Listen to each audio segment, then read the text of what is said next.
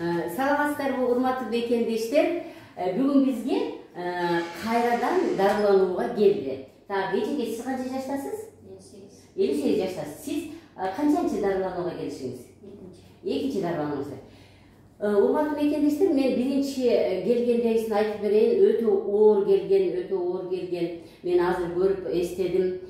Баласы алып келгени, по-моему, өзүңүз келдиңизби? Абдан оор келген, больницадан алып чыгып кете бергиле.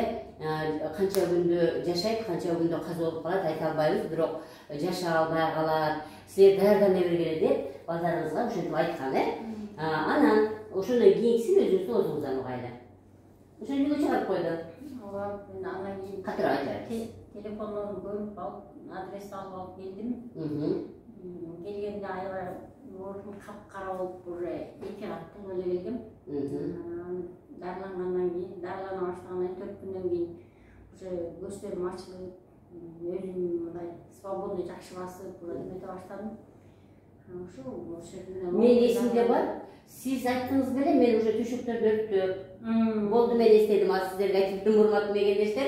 Кыскасы, болду, жашабайт дегенден кийин үйүнө барып, жасап койгон төшөктөрүн өрттөй баштайт. Мен эми өлүп калсам муну ким кылат? Кайсы келин келип калат, же кайсы адам келип кылмак эле, бул эми жөн эле таштанды да калат деп, кыркып өрттөп, сиз бүт нерседен үмүттү үзүп, үйдөгү нерселердин баарын кыркып жок кыла баштадыңыз, Анан ошентип телевизордон эле, эми бул да болсо мен мынтип айтам да, Кудай Таалам эгер сизди жашайт дей турган болсо, анда сизди натуралдык ыкмага айдайт деп калам да. Мына сизди Кудай Таалам жашайсың, сен натуралдык ыкмага бар эле, ошол жактан сен жакшылыкты көрөсүң деп, мына Кудай Таалам ошо телефондон мага мени туш кылган да. Анан ошондон келди, абдан өтө тяжелый болчу. Отурганда энтиге эле, отурганда энтиге эле. Денеңиз кара болуп кеткен болчу, дене тери баары кара болуп кеткен болчу. Азыр даже айтып атат экен бирге иштегендер, "Окуй, сен кандай жакшы болуп калдың, сен вообще эле башкача болчуң, абдан тяжелый элең, азыр сен жакшы болуп калган турбайсың, сен кайдан дарыландың" деп азыр көргөн бирге иштегендери таң калып отурат деп өзү айтып берди. Келгенде чындыгында энтикчү, сиз жүрөк жактан көбүрөөк жалп кылып келгенсиз, жүрөк жактан көбүрөөк жалп кылып келген, даттанып келген, жүрөк жакта жаткан, бирок мен келгенде эле айтканым жок, сиздин курсагыңызда проблема деп айткам, жүрөктө эмес. Урматтуу мекендештер, мына кийим жүрөгүм оорутат деп кардиологко эле чуркай берген болсо, жок, токтоңуз, жатыңызда ичиңизди баса бериңиз, анан сиз результатты көрөсүз. Жүрөк жактанмын деп келген, жаткырдым, боор чоңоюп калган болчу, ичегилердин баары кызарып шишип, ашказандар кызарып, курсакка колду койгондо эле ыңылдагансыз, ооруйт эле. Курсакка кичине ушундай колду койсок эле неме болот эле, кыйналат эле. Анан бир курс лечение жасадык, 1 ай келди, күндөн күнгө жакшы боло баштады, Анан кийин ошондон бул айтты да, мен эми көзүм ачылды, мен эми түшүнүп атамын.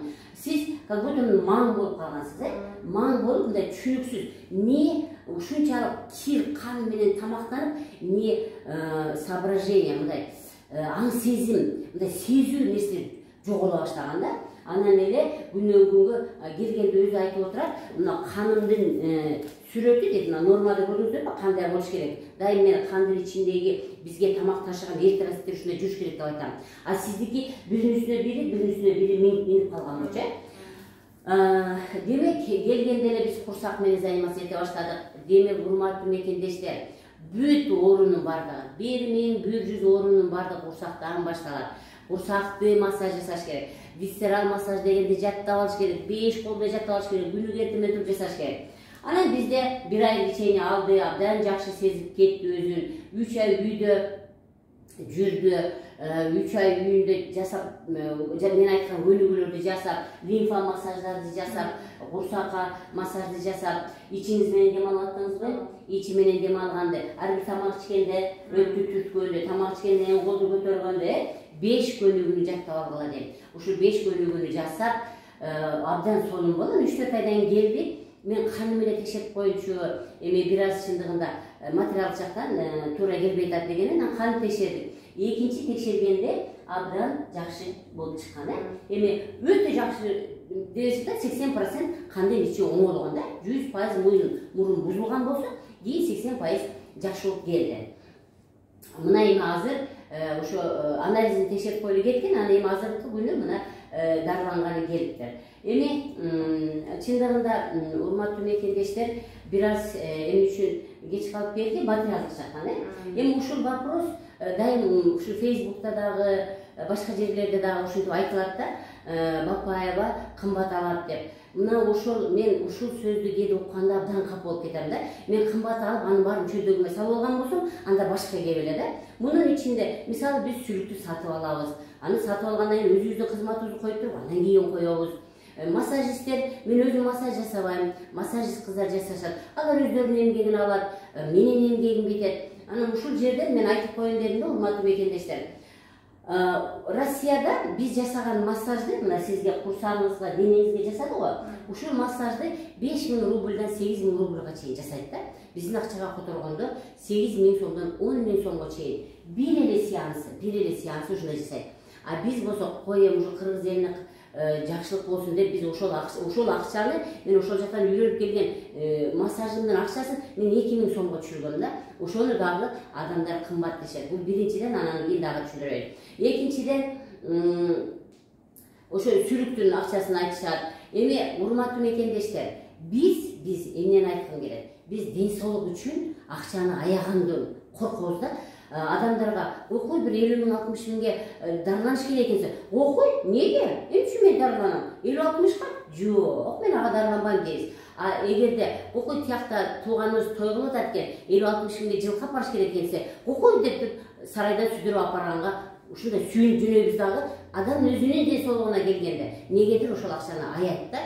Орустардан айырмаланып, орустар биринчи ошо ден соолукка көңүл бурган үчүн алар канча десе дагы лечение алат экен да. Мен барып ошого таң калып келдим. А бизде лечение ал десең эле ой, эмне кылам лечениени дейт да. Жок. Адам өзү жакшы болмойнча каяктан биздин дальше жашообуз уланат, урматтуу мекендештер. Мына сиз келгенде абдан кыйналып келгенсиз, мына сиз наркы дүйнөгө кетет деген тыянак чыгарышкан. Мына азыр сизге балдарыңыз жардам берди, мүмкүн өзүңүз сиз кетирген акчага сиз азыр ыраазы болуп отурасызбы? Мен мындай эметкен жокмун. Ооба. Ичим ооруган жок. Ичиңиз ооруган жок. Потому что больницага барсам керек болсо андан 2 эсе оорутуп, анан тыянак чыккан жок. Буяктан кетирген акчам эч качан ичим ооруган жок. Урматтуу мекендештер, мен буну кыстырма кылып эле айтып кеттим да. Ушуну жакшы түшүнсөк да, давайте биринчи биз профилактика кылайлы. Давайте биз биринчи ушинтип биз азыр ооруп калган адамды жакшы кылып атабыз. А давайте ооруганга чейин профилактика кылайлы. Ал деген нерсе мен айткан 5 көнүгүү, мен айткан тамактануу, мен айткан суу, ушунун баары YouTube'да жазылып турат. Кандай суу ичиш керек, кандай тамактаныш керек, кантип 5 көнүгүүнү жасаш керек, кантип ичегин тазалаш керек. Дагы ушул жерде кыстырма айтып кетейин. Жакында ушул июль ичин аягында биз паразитология деген ача турган болобуз. Паразитология бөлүмүн ачып атабыз. Мындай деген адамдын ичиндеги курттарды тазалоо. 10 адам бар болсо, ошонун 8-ин ичинде сөзсүз ичинде курт болот. Бул дүйнө жүзүндөгү окумуштуулардын берген жыйынтыктары да. 10 адамдын ичинде 8 адамдын ичинде курт бар болгон болсо, мына ошол курттар дагы оорунун келип чыгуусуна себепкер болот. Ошон үчүн биз сөзсүз түрдө ичегин да тазалашыбыз керек.